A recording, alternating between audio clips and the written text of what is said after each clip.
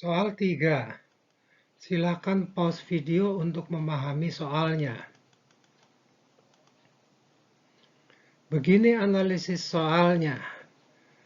Sampelnya adalah berpasangan, jadi merupakan sampel yang dependent, karena dilakukan terhadap orang yang sama sebelum dan sesudah pelatihan.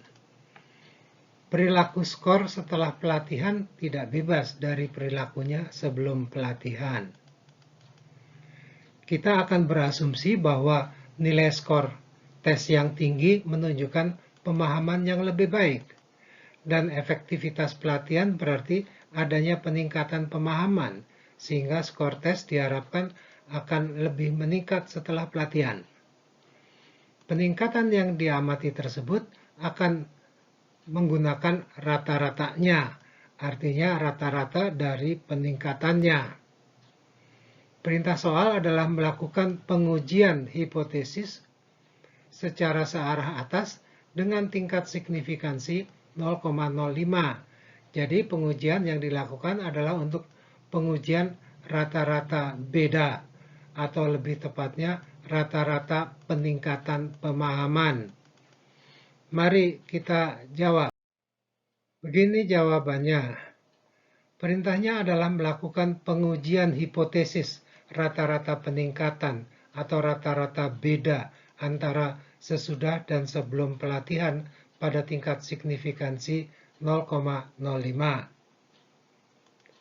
Perintah soal juga menyatakan bahwa pengerjaan pengujian agar menunjukkan prosedur ujinya mulai dari desain, kriteria, dan seterusnya secara lengkap. Inilah prosedur lengkapnya. Dimulai dengan desain.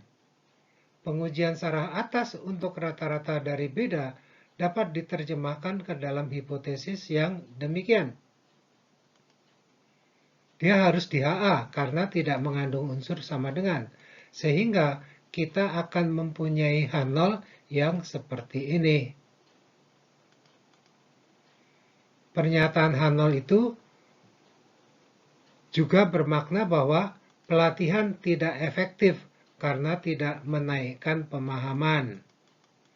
Maka kemudian kriteria yang sesuai dengan HA tersebut adalah yang seperti ini.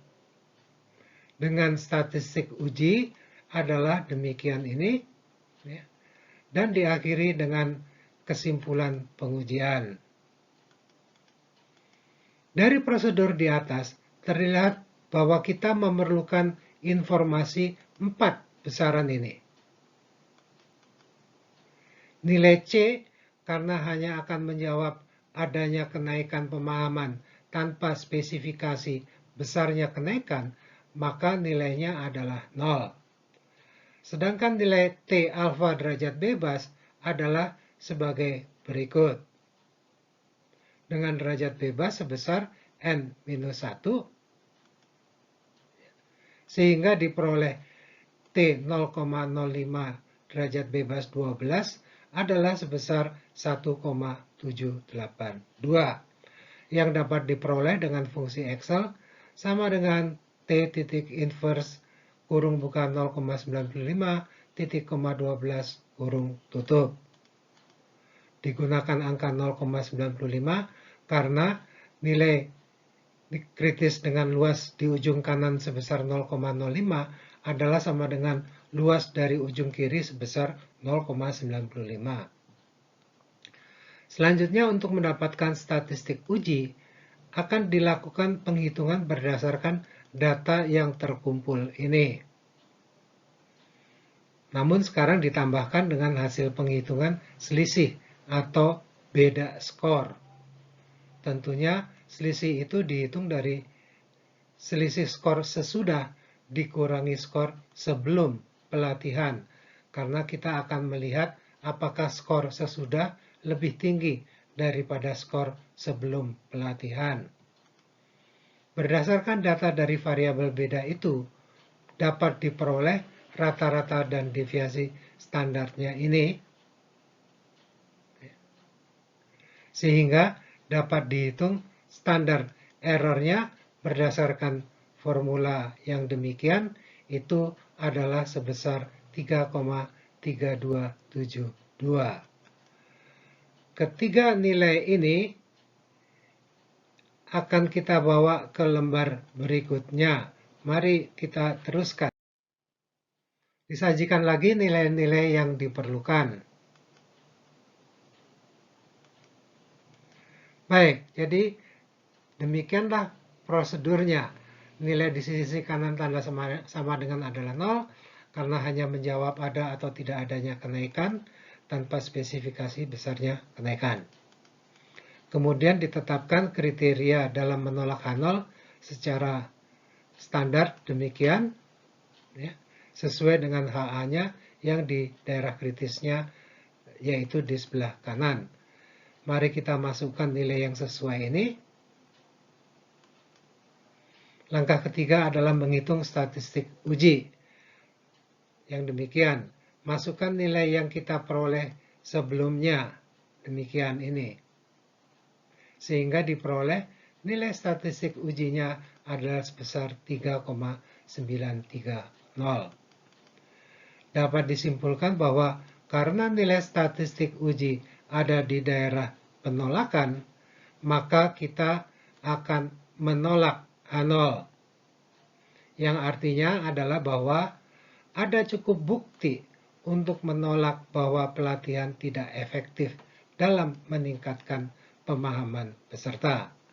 Dengan perkataan lain, pelatihannya adalah efektif.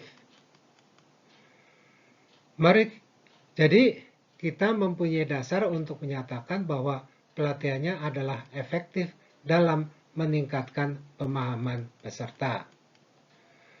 Secara alternatif, penghitungan nilai-nilai yang terlibat dapat diperoleh dari fasilitas Excel T-Test Paired to Sample for Means. Perhatikan tata letak datanya. Data skor sesudah pelatihan ditempatkan sebagai variable 1 dan data skor sebelum pelatihan ditempatkan sebagai variable 2 karena Excel selalu memproses variable difference sebagai variable 1 dikurangi variable 2. Yang dari hasilnya dapat kita peroleh berbagai besaran yang diperlukan ini. Kita teruskan. Akan ditunjukkan sketsa untuk posisi daerah kritis dan statistik uji untuk memudahkan penyimpulannya. Ini yang diperoleh tadi. Kemudian ini adalah distribusi sampling D-bar. Perhatikan nilai-nilai yang digunakan ini. Lokasi mereka pada distribusi sampling adalah demikian ini. Jelas terlihat bahwa nilai statistik D-bar terletak di daerah penolakan hipotesis.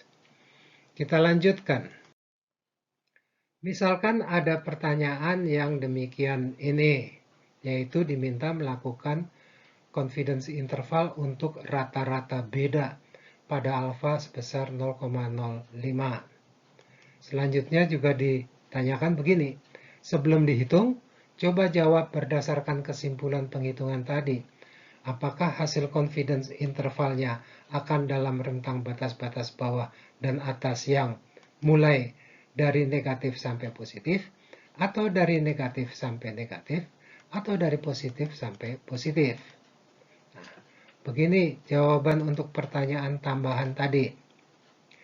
Desain pengujiannya adalah demikian ini, ya, yaitu mu D lebih kecil sama dengan 0. Dan tadi kesimpulan pengujiannya adalah menolak H0. Jadi kita menolak bahwa mu D itu lebih kecil sama dengan 0.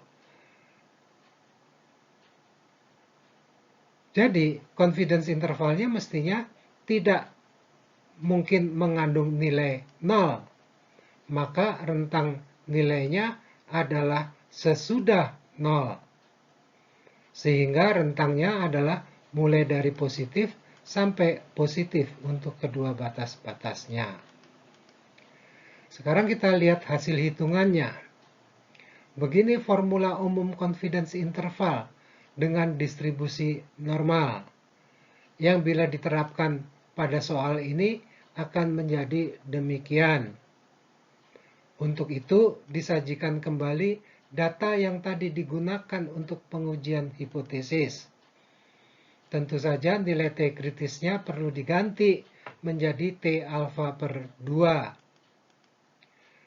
Bisa kita masukkan nilai-nilai yang tersedia di atas menjadi demikian ini, ya, yang dapat disederhanakan menjadi demikian, atau disimpulkan bahwa dengan tingkat keyakinan 0,95, maka rata-rata bedanya berkisar mulai dari 5,8376 sampai dengan 20,3262.